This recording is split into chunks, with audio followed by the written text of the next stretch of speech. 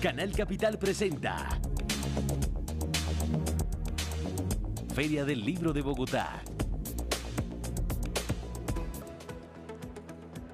Muy buenas tardes y bienvenidos a este espacio cultural de la Feria Internacional del Libro y Canal Capital, el canal oficial de esta 31ª versión de la Feria Internacional del Libro y además la Fiesta de las Letras. Hemos llevado toda una semana de programación con más de 150 actividades y entre esas esta conferencia de David Lloyd, un caricaturista que está por primera vez en Colombia. Bienvenidos todos a esta conferencia con el moderador Alejandro Pino y David Lloyd para V de Venganza.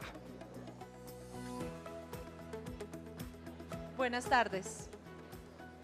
Desde hace 7 ediciones, la Feria Internacional del Libro de Bogotá, la FILBO, viene preparando para todos sus públicos una serie de charlas que desde el momento mismo en las que son pensadas, pretenden ofrecer a ustedes, nuestro público, una de las grandes posibilidades que contiene la lectura, la de tener un diálogo afectivo con el mundo, a veces tranquilo, a veces desafiante, que dé pie para repensarnos y repensar nuestro lugar en él. Este año, el hilo conductor de todos los eventos son las emociones. Desde la feria queremos esquivar la idea persistente de que la emoción va por un lado y el pensamiento por el otro. Elaborar con ustedes esta idea, que sentir y pensar no pueden separarse. Por eso, el lema de esta edición de la feria, siente las ideas. Que la FILBO quiera hablar de emociones significa que quiere hablar de conmoción, de eso que el mundo nos provoca y de eso que podemos provocar en el mundo, de todo lo que nace y ocurre en nuestro cuerpo por causa del mundo, alegría, tristeza, rabia, miedo y de todo lo que puede nacer en el mundo a partir de nuestra soledad e interacción con él. Bienvenidos, están en su casa. Recibamos a nuestros invitados con un fuerte aplauso.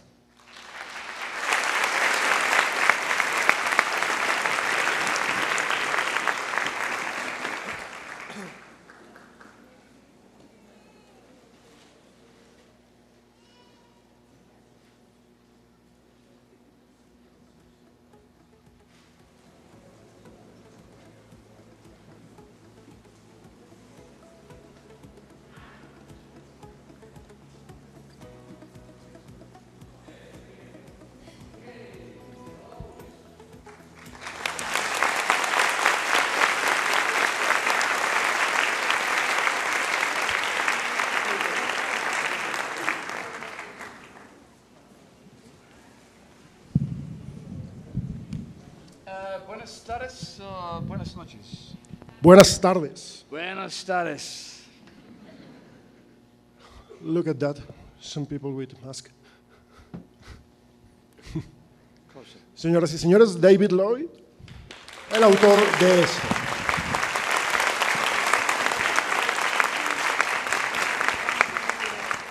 En 1982 sale por primera vez en Warrior Magazine una serie que estaba en blanco y negro además de V for Vendetta, un personaje que llegaría a popularizarse varios años después, en el 88, cuando Vértigo compra y termina la serie que sale en la recopilación que espero que todos tengan en su casa. Esta entrevista, para facilidad de David, la voy a hacer en inglés con él, pero por supuesto también voy a estar hablando en español por ratos, espero que todos tengan su dispositivo. David es una leyenda de la industria del cómic y además en estos momentos es un revolucionario. Tiene una apuesta que se la recomiendo a todos, espero que muchos ya la conozcan, que se llama Aces Weekly. Búsquenla, acesweekly.com. En estos momentos es una de las mejores revistas de cómics online que existen. Es absolutamente sensacional. Es de suscripción y es una forma diferente de mantener la industria. Excuse me, David, for talking with the people in Spanish. I was talking about Aces Weekly. En español les you know, estaba contando de your Aces new Weekly, project. de tu nuevo But let's talk proyecto. about Y the start, the si beginning, quieres, your hablemos career. del comienzo de toda You tu carrera, started David. as in the Tú advertising industry. comenzaste en And you la take industria the de step la to publicidad Marvel y luego UK diste un in paso 1981, a Marvel en el 1980. Reino Unido en el How 81, was that en step? el 80 How tal vez. was your ¿Cómo fue que beginning diste tú as a ese publisher paso in de advertising pasar industry, a and how trabajar you take en la industria to the de la comic industry? publicidad como publicista a los Well, cómics? first of all, is this automatic translation? Bueno, primero, ¿esto tiene traducción simultánea? Automatic translation, don't worry. Sí, ellos Oh, tienen okay. un traductor simultáneo, no te well, preocupes. The step from the Bueno, el advertising paso que industry se was dio really- de la industria de la I publicidad learned realmente, some of my craft in hay que decir que fue donde aprendí parte de lo que sé and, como all the time I novelista was working para la publicidad. Y durante todo el tiempo que trabajé en eso, la verdad me la pasaba en los ratos libres, al almuerzo y en casa haciendo cómics, porque pues era algo que me encantaba. And during Y that period, durante I became ese periodo inspired by the en idea que of trabajé en doing for a living. publicidad me inspiró eso que hacía como hobby And y eventually, pensé que sería algo que me gustaría hacer para vivir como medio de vida. on Y the eso fue lo que promise hice finalmente. of doing newspaper strips Y for a company, which fell through. al principio comencé, o pues abandoné mi trabajo para trabajar con una compañía que finalmente no In perduró. part-time jobs Y before después actually tuve que trabajar casi managed to 4 get años a job haciendo doing, trabajos temporales antes de poder comics as a career. tener un But empleo the- en el the que great hiciera thing cómics. I gathered from Sin working embargo, in advertising lo que me was aportó that el I haber was trabajado en drawing things in publicidad advertising to es que en make people publicidad want to se buy them. dibujaba para que la gente comprara And cosas. that became a very important thing Y to me, eso I'm sure. resultó ser algo Because bastante pues when you're importante. drawing something Porque cuando uno that dibuja you want people to buy, porque quiere que la you're gente actually compre learning how to sell algo, a story. se aprende a vender una Because when historia, a vender un cuento. when you're telling a story in Cuando comics, you're selling uno a cuenta story. una historia So, en un cómic, learning también la about está advertising vendiendo. and making things Entonces, el poder appeal haber aprendido de publicidad y cómo lograr que las cosas le resultaran atractivas a la gente, the same as, pues as me selling aportó esa experiencia. a product and in advertising. So it was very useful training. Y fue realmente una formación muy importante. Uno de tus primeros trabajos, Night Raven, es un personaje fantástico que se desarrolla en la década del 30 más o menos en Estados Unidos, cuando estaba prohibida la venta y distribución de alcohol. Respuesta, bueno, la verdad, el personaje no lo creé yo, lo crearon otros artistas. Y de nuevo, les recuerdo que yo trabajaba en la oficina de Marvel en el Reino Unido, porque había una oficina de Marvel en el Reino Unido.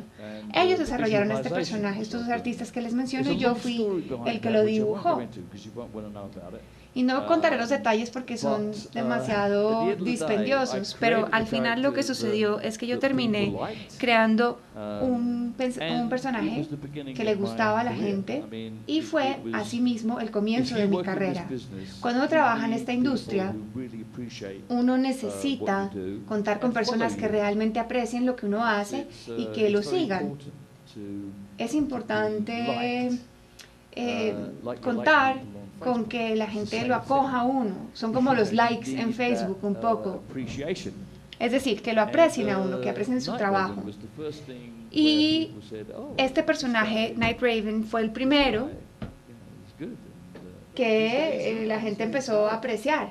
Y la gente empezó a pensar, hombre, no solamente es bueno el creador, sino también es un poco oscuro, porque ese fue como tu primer paso a la zona un poco más dark de tu trabajo, ¿no? Respuesta.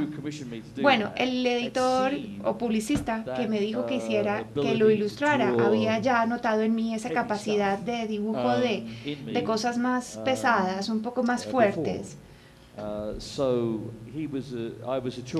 Así que a mí me escogieron en realidad. Sin embargo, bueno, es parte de lo que soy, y aunque ustedes me pueden ver aquí sentado, tranquilo, contento, adentro soy un poco dark, soy un poco oscuro. Y bueno, es algo que me sale en mis ilustraciones y no lo puedo explicar realmente, la razón no la puedo explicar, pero es algo que puedo hacer, se me da.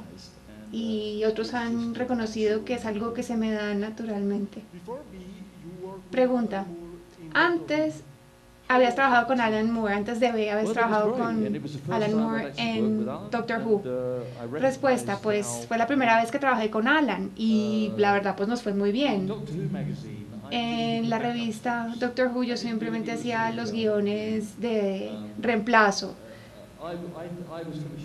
A mí me comisionaron los de apoyo, los de reemplazo, que eran buenas historias acerca de los monstruos, como los guerreros de hielo y otros que muchos de ustedes conocen por estos shows que hay ahora. Y ellos tenían sus propias historias, sus propias aventuras, invasiones al espacio, de los Cybermen contra los guerreros de hielo, y todo estaba bastante bien escrito, y la mayoría de esos guiones en los que yo trabajé los escribió un señor de nombre Steve Moore. Steve Moore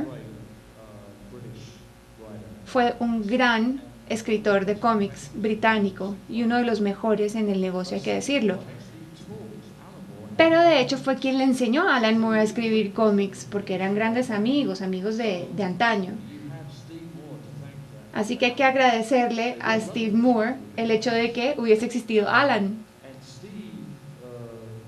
Y Steve le sugirió a Alan que escribiera un poco. Y yo tengo la costumbre de llamar a los escritores de los guiones que me mandaban. Y cuando me llegó un guión de Alan, lo llamé para hablar un poco de lo que se contenía. Y fue la primera vez que realmente lo conocí, fue por teléfono. Y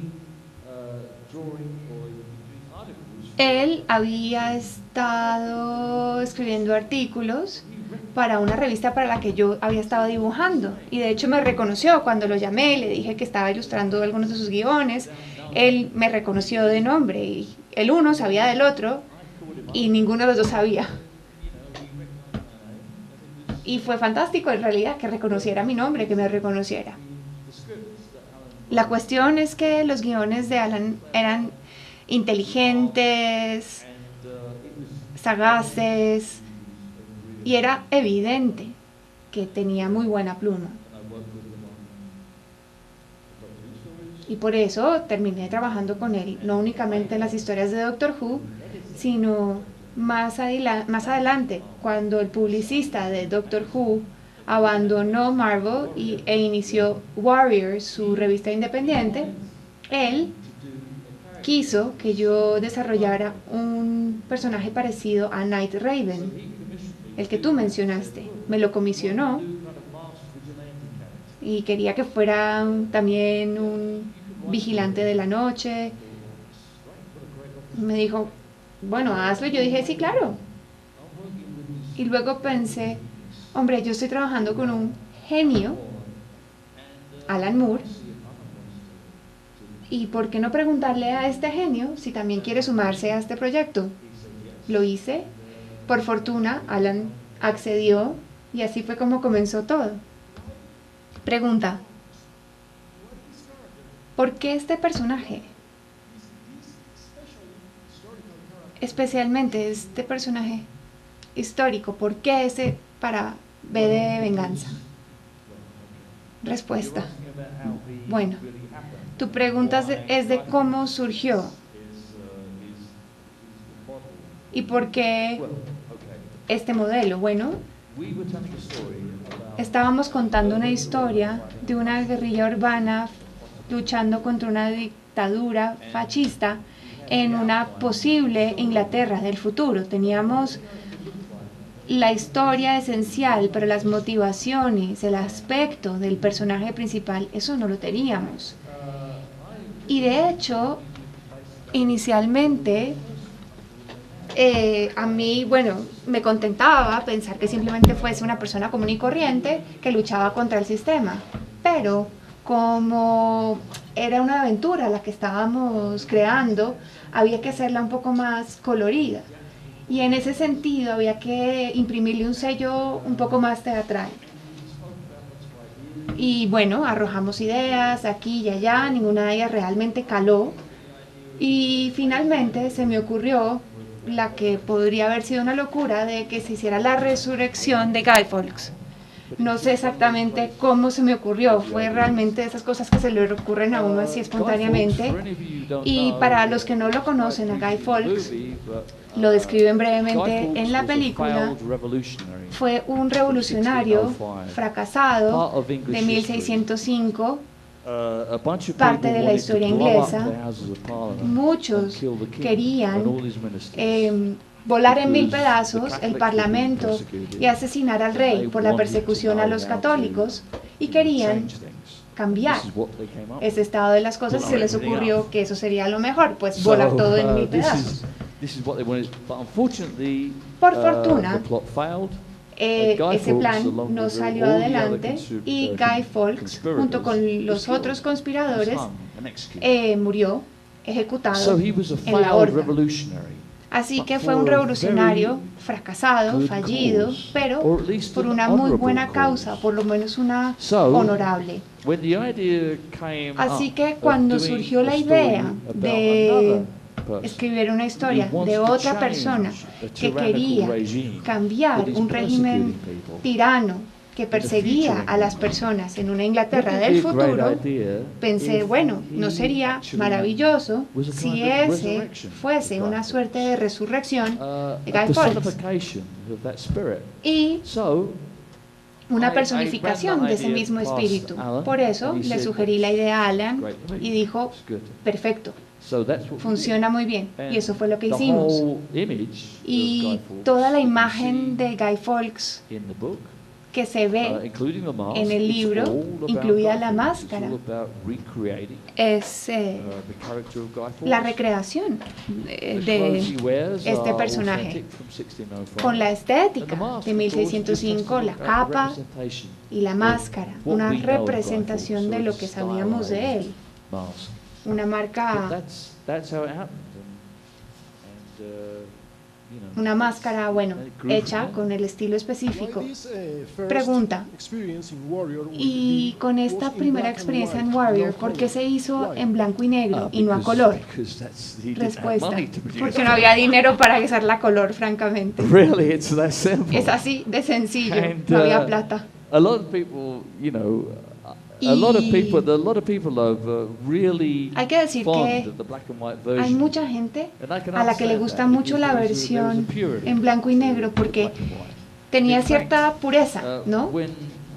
Entonces entiendo que les guste mucho esa versión, y cuando creamos el estilo de V de Venganza, se basó en el personaje mismo y el tema de la historia, porque la historia representaba un futuro muy gris, muy triste, y si se ve la versión en blanco y negro de B, es así, gris, triste. Así que fue una forma bastante sencilla de ponerle exactamente el estilo que necesitábamos para contar esa historia. Cuando le pusimos color, igual eran colores muy matizados, opacos, para conservar ese concepto. Pero de nuevo, empezamos en blanco y negro porque el editor no tenía más plata. Y si hubiéramos podido hacerlo a color desde el comienzo, seguramente habríamos limitado esa paleta de colores.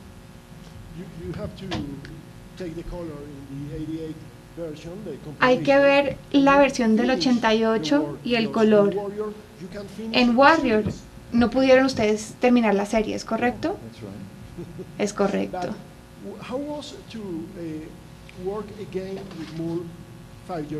¿Cómo fue eso de volver a trabajar 5 años después con Moore, con DC Vértigo ya en la película, con colores? Respuesta, la verdad es que contamos con enorme libertad para hacer nuestro trabajo. Y lo que sucedió es que, por accidente, y es que realmente fue un accidente, se nos dio la libertad necesaria para hacer lo que lo que queríamos al comienzo, en la versión en blanco y negro. Y esta libertad que se nos dio es porque el editor, un editor independiente, no podía pagarnos las tarifas estándar de la industria. Y entonces, en contraprestación, primero nosotros éramos los dueños del personaje, de los personajes, cosa que no se usaba en absoluto en ese momento. En ese momento todo era contratado. No como se ve ahora, donde cada quien crea lo suyo y es dueño de lo suyo, nada de eso existía.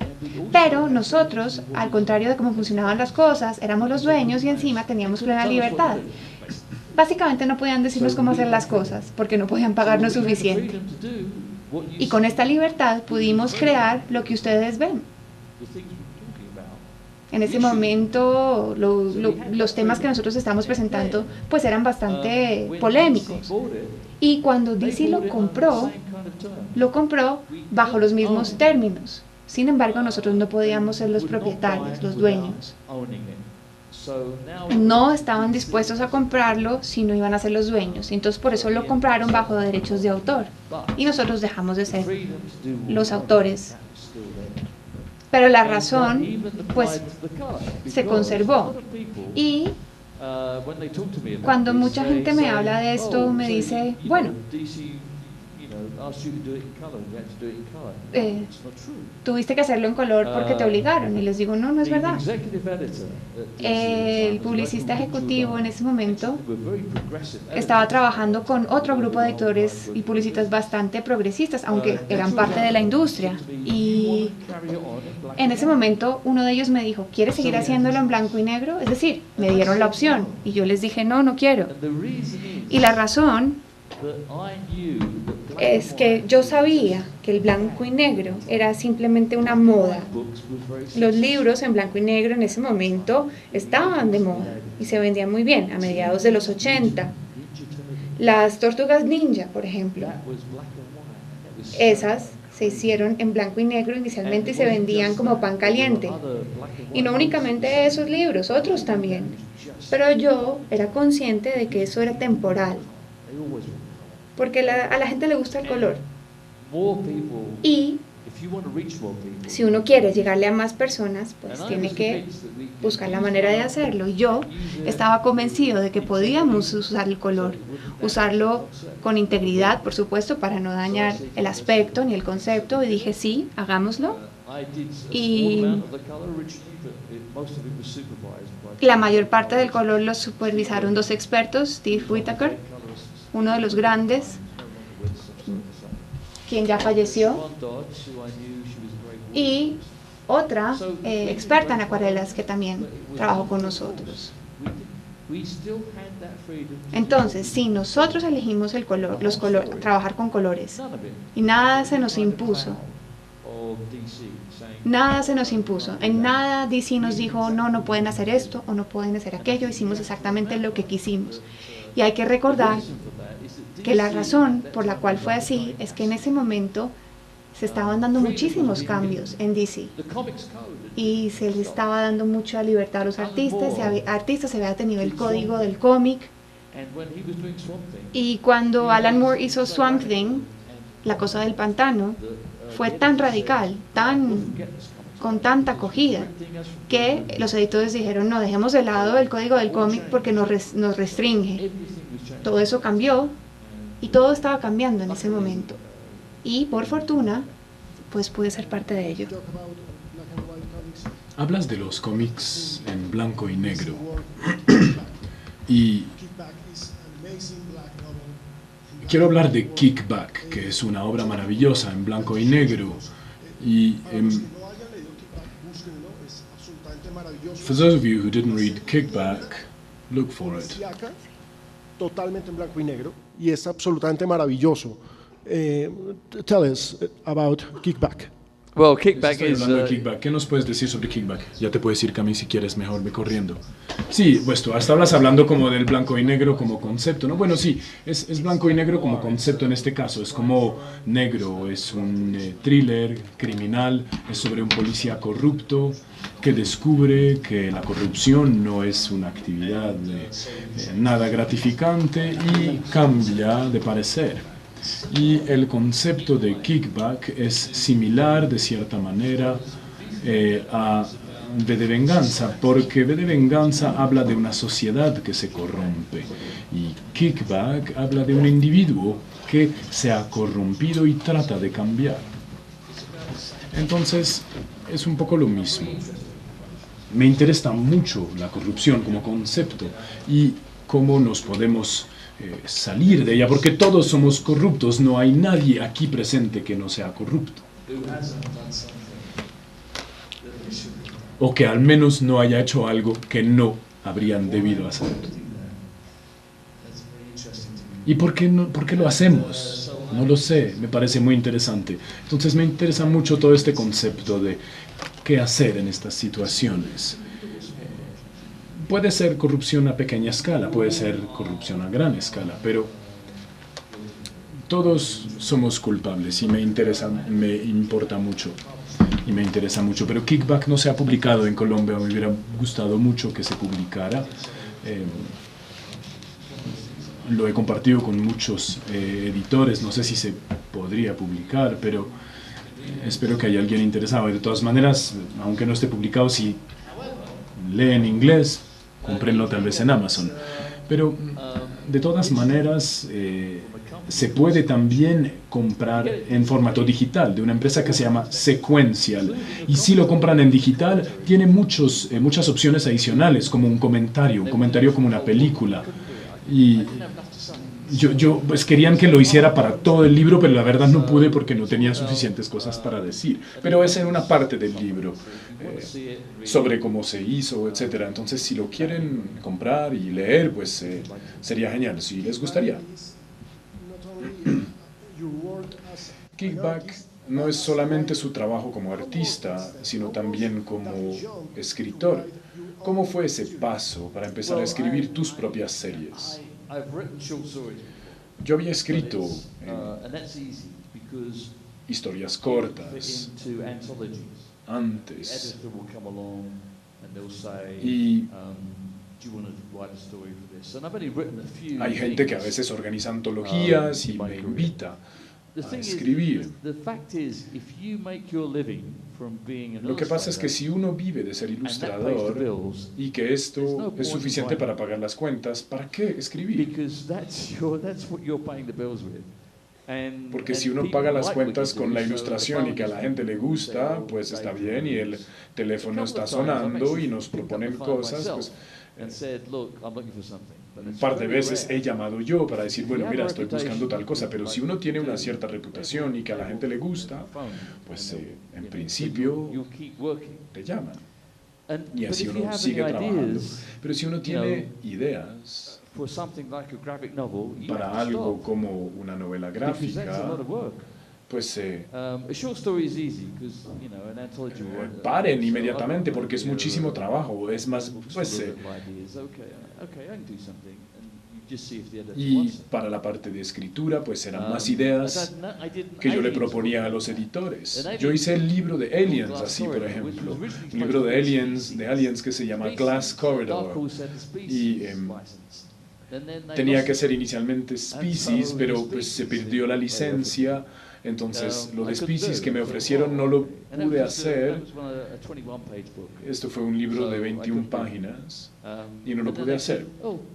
Pero luego dijeron, bueno, pero ¿quieres hacer uno de Aliens? Y yo dije, bueno, claro, me encanta Aliens. Entonces hice Aliens.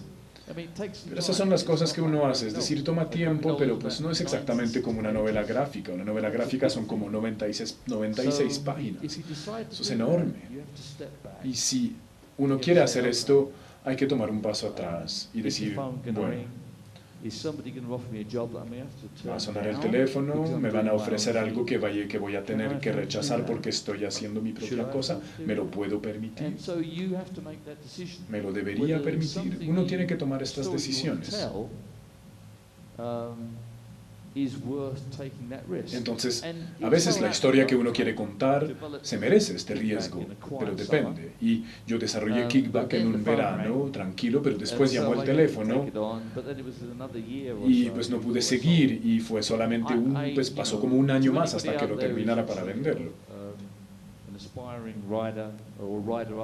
Pero para los escritores que inician, o los ilustradores que inician, yo creo que hay que utilizar las fortalezas propias de uno, pero si uno tiene una historia para contar, es mejor no parar, buscar una manera y un espacio de contar una historia propia, porque si realmente se siente que hay una historia para contar, hay que sacar tiempo para hacerlo. Pero me encantó hacer esta historia. Y si uno es artista, la colaboración es excelente. Gran parte de mi carrera ha sido han sido colaboraciones con grandes escritores. Y trabajar con gente maravillosa es muy interesante, uno entrega historias muy lindas, pero uno no se expresa uno mismo. El arte es una expresión de lo personal, como individuo. Y por esto escribimos y por eso dibujamos. Es como pintar algo. Y si uno pinta algo, no quieres que venga alguien a decir, no, ¿por qué no le pones un poquito más azul? Alan Moore es conocido por ser muy meticuloso con sus guiones. ¿Cómo trabajas con esto? Porque un poco como lo que acabas de decir de la pintura y del azul que habría que ponerle, él te da como órdenes, te restringe. No, la verdad, yo no sé. Como sabes que los guiones de Alan son muy estrictos, pero yo no lo sentí. Fui la primera persona con la cual colaboró en términos de cómic y después se convirtió en un escritor diferente.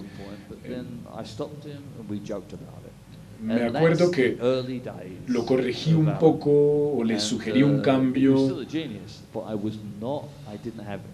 y nos reímos y pasó y estuvo bien, pero yo nunca sentí esa tensión. Obviamente era un genio, un gran artista, pero nunca sentí esa presión de parte de él. Alan es un artista, entonces tiene un sentido visual mucho más fuerte que muchos otros escritores. Entonces no es una sorpresa que Alan quiera escribir cada cosita en la viñeta. Pero lo importante es si lo dejas hacerlo o no. Y yo creo que Alan trabajó con artistas que estaban felices de trabajar con estos guiones muy estrictos que mencionas, pero yo no lo viví así. Y si lo hubiera hecho, creo que yo no hubiera trabajado con él, porque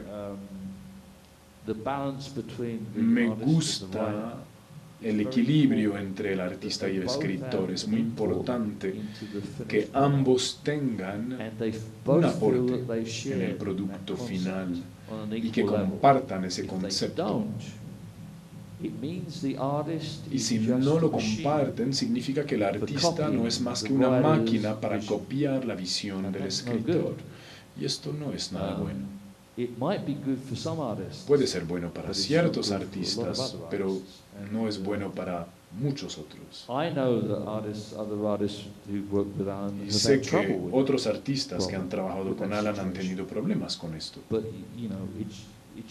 Pero cada uno tiene su punto de vista, ¿verdad? Pero es muy importante reconocer que la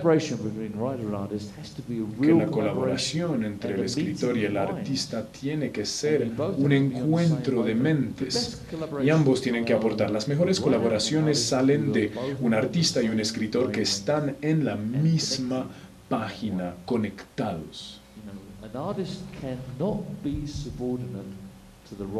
Un artista no puede ser subordinado. Un artista no puede ser subordinado a un escritor y viceversa. Hay que ser muy equilibrado.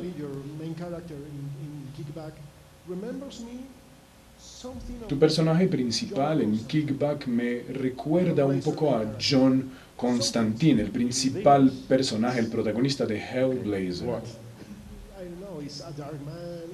sabes, es un personaje oscuro, en conflicto entre el bien y el mal. Háblanos de tu trabajo en Hellblazer. Well, Hellblazer was I enjoyed doing. I've done only the 3 of them. Pues I've done, yo one he with hecho Grant 3, Morris, one with uno Garth con Ennis, Grant Morris, otro and, con Garth Ennis, kind of, a 2-part series with Jamie Delano.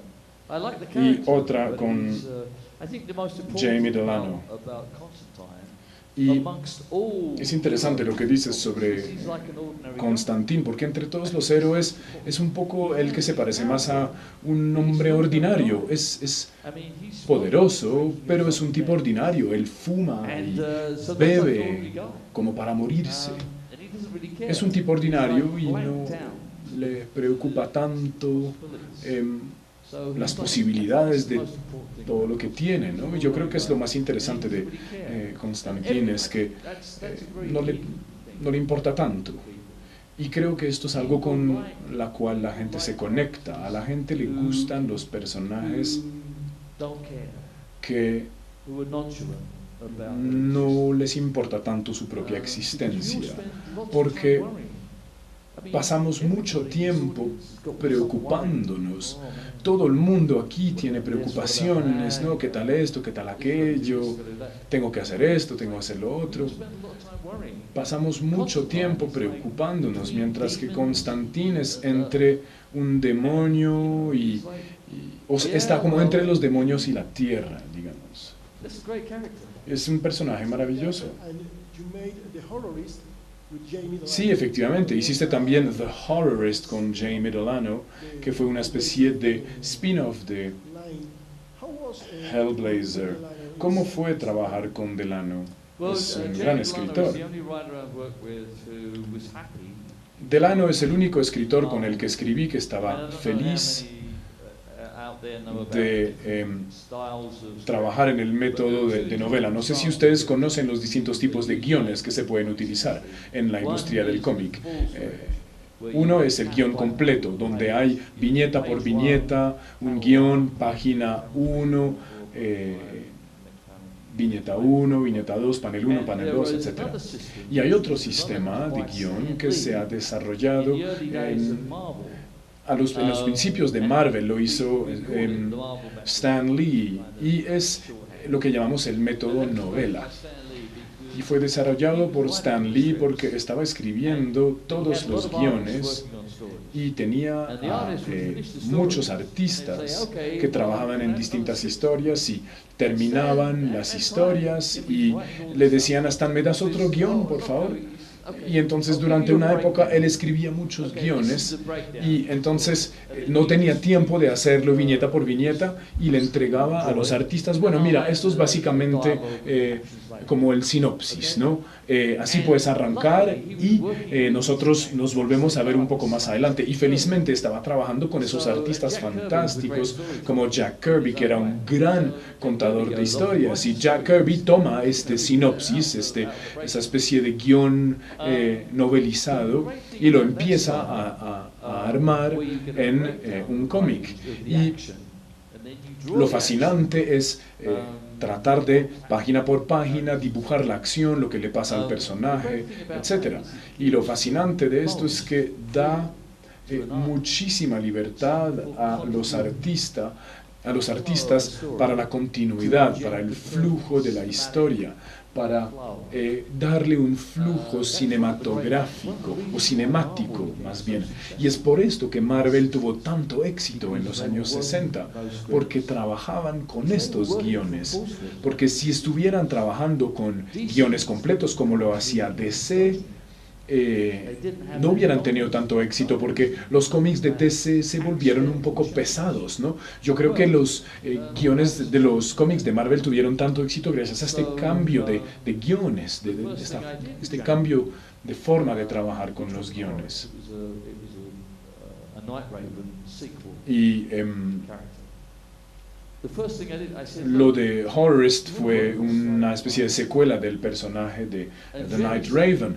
Y lo primero que dije fue, bueno, ¿me lo puedes dar en una forma de novela? Y me dijo, claro, muy bien.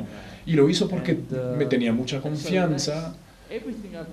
Y todo lo que he hecho con Jamie es así, es decir, uno va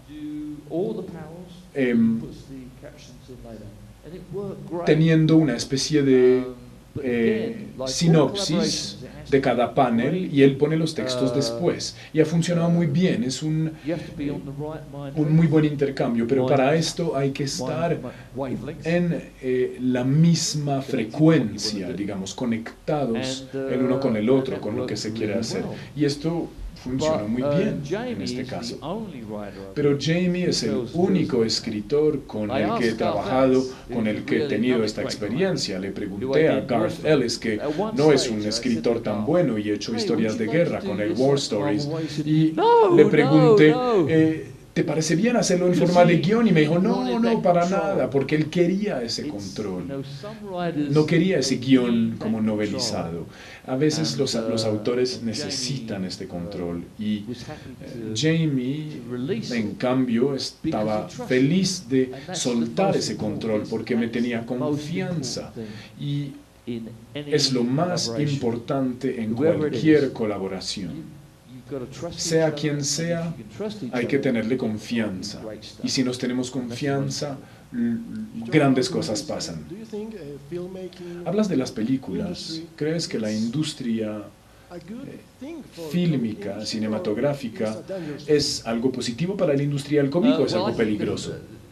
Pues yo creo que las películas que se hacen son hechas por grandes empresas que quieren ganar mucho dinero. Esto no tiene mucho que ver con el hecho que a las empresas les encanta mucho Capitán América y que de verdad hay que hacer una película sobre esto. No, ellos ven claramente que es una gran manera de ganar mucho dinero, ¿verdad? Y hay cada vez más de esas películas ahora porque ahora tenemos CGI, animación generada por computadora. Antes esto no se podía hacer porque no se podía.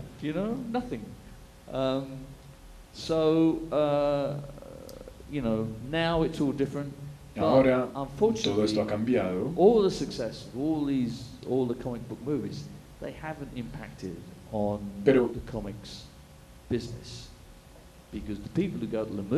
Todas las películas de cómics no han tenido influencia sobre la industria del cómic como tal, porque los públicos son muy diferentes. Me hubiera gustado que no fuera así, pero así es. Todos los que estamos acá nos encantan los cómics. Pero esto no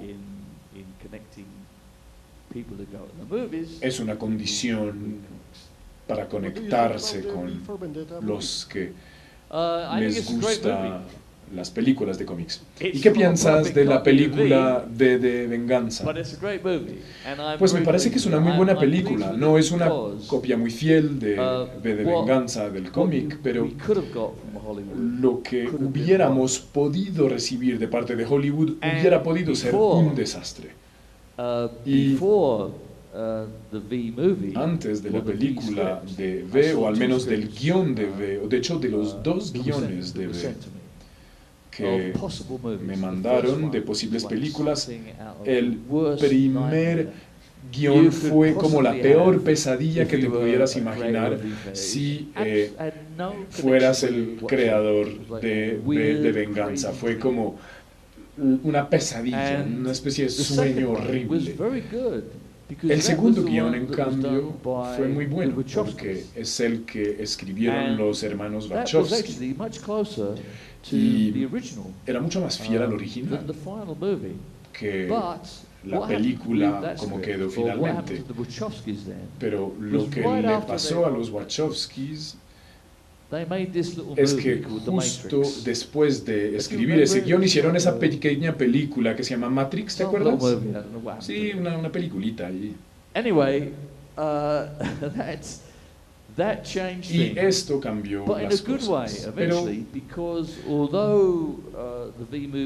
para lo positivo realmente Porque como V de Venganza estuvo esperando un poco y que Matrix se convirtió en una película tan famosa, los Wachowskis se volvieron muy poderosos y cuando volvieron a V de Venganza,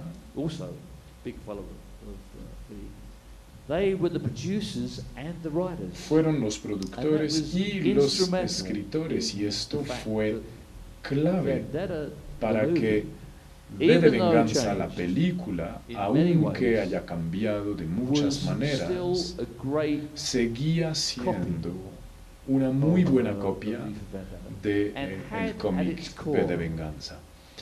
Y sobre todo mantiene el mensaje central.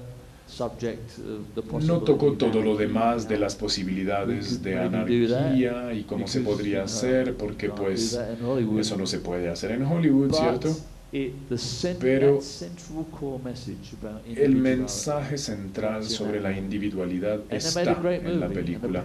Y es una muy buena película, una película poderosa, con muy buenos actores. Natalie Portman y Hugo Weaving hicieron un muy buen trabajo. Hay cosas muy buenas en esa película. Entonces, bueno, hay que agradecer a los Fates y a los Wachowskis por ser tan buenos en lo que hicieron y por haber hecho una buena película. Y también esta película llegó a todos lados. Vendetta se publicó en el mundo entero, pero la película realmente llega a los lugares más alejados. Y el mensaje circuló aún más que con el cómic. Y mucha gente que vio la película fue a comprar el cómic después.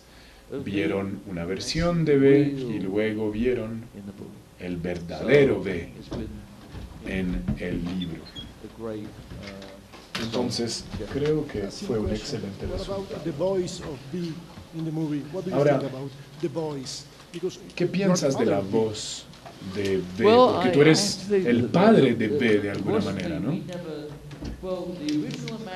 Pues la imaginación inicial de la voz de V fue una especie de voz electrónica, como me la imaginé inicialmente, una especie de voz electrónica rara, que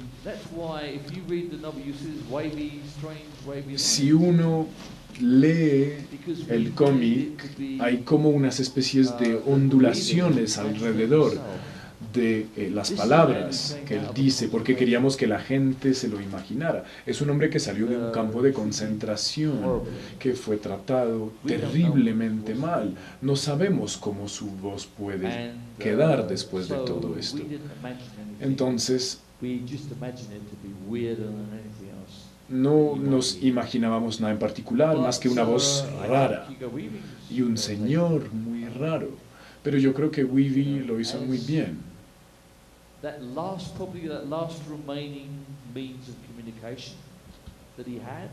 El último medio de comunicación que él le quedaba, que era el habla, estuvo muy bien hecho y es un gran actor.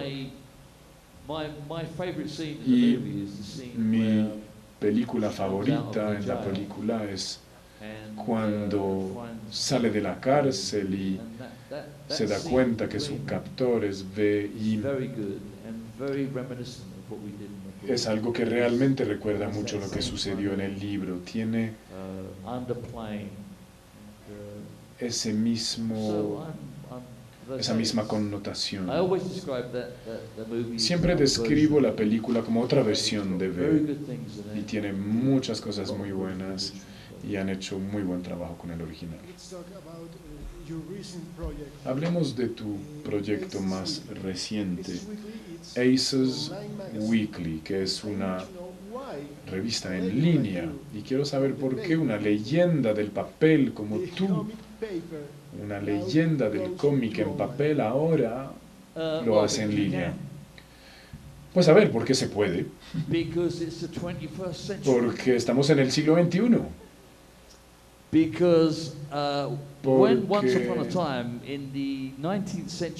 Cuando alguna vez en el siglo XIX, cuando uno quería llegar a mucha gente, había que ir a una imprenta y imprimir miles de copias y llevarlos en camión a muchos lugares, pero ahora esto ya no es necesario. Uno puede publicar desde un computador portátil. Yo puedo publicar una revista semanal de cómic desde mi computador portátil. No tengo ninguno de los costos absurdos de todos los cómics tradicionales. Entonces puedo hacer 7 semanarios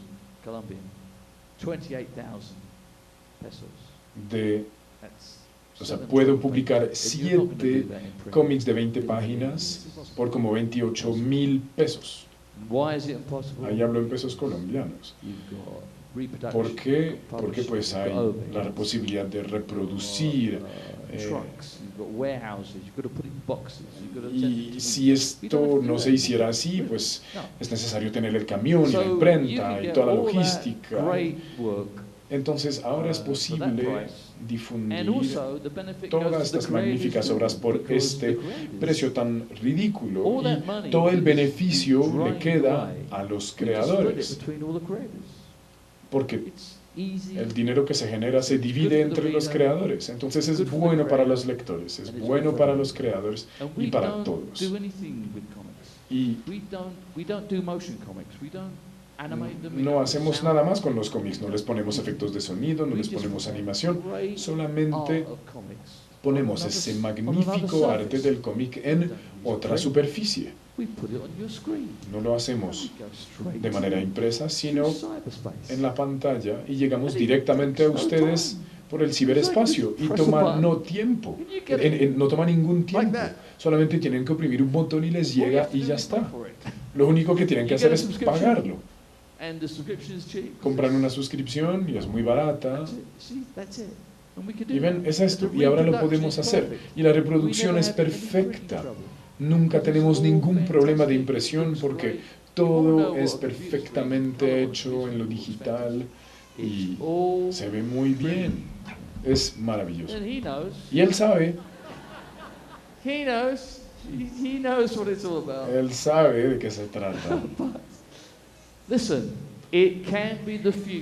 Esto puede ser el futuro. El único problema es que los lectores de cómic siguen necesitando un objeto, algo que puedan poner en su repisa, en su mesa de noche, algo que puedan comprar, poner en una bolsa de plástico y guardar para la posteridad, cuando ahora pueden más bien disfrutar la historia. Comprenlo en línea, disfruten la historia y no lo guarden así de manera tan materialista como si fuera algo que nunca quieren vender, porque lo tendrán por siempre, porque tenemos el ciberespacio, porque tenemos la nube.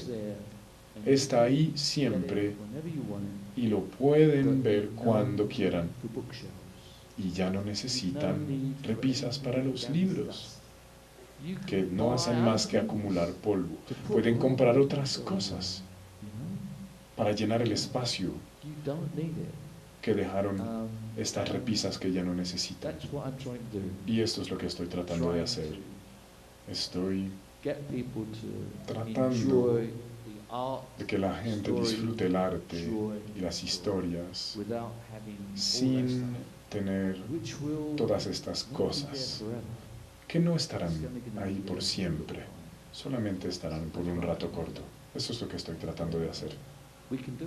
Y se puede hacer, es el futuro, si la gente permita que lo sea.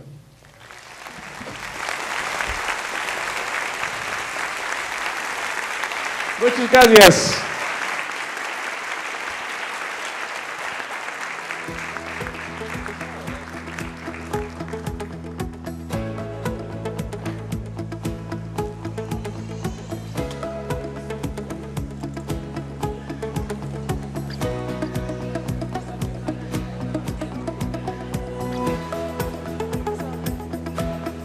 Buenas tardes a todos, gracias por asistir. Acabamos de terminar de escuchar la conferencia con David Lloyd, el gran autor de muchas obras de los cómics de Marvel UK en los años 70 y además después en los años 80 tuvo la oportunidad de colaborar con muchos grandes protagonistas de los cómics en Reino Unido, como fue V de Venganza, que fue su gran éxito. Seguimos con más programación de la Feria Internacional del Libro. Soy Marco Vergara, un placer acompañarlos y seguimos con toda la programación de Canal Capital. Hasta pronto. Canal Capital presentó Feria del Libro de Bogotá.